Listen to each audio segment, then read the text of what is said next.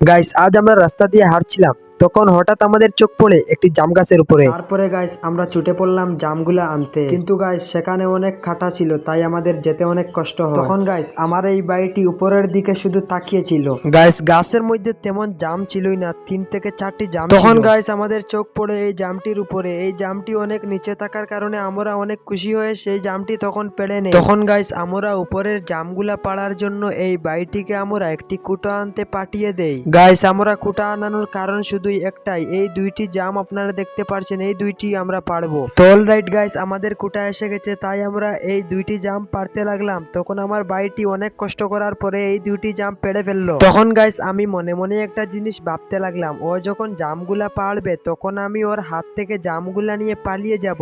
Guys এই সুযোগে মনে আমার জামগুলা নিয়ে পালিয়ে যাওয়া উচিত, আপনারা অবশ্যই কমেন্টে জানাবেন।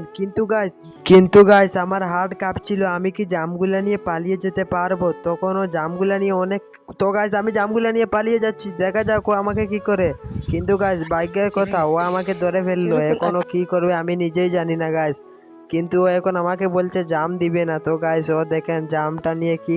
তো গাইস অবশেষে জামের মালিক আমিও হতে পারলাম, তবে 50% থেকেও কম গাইস।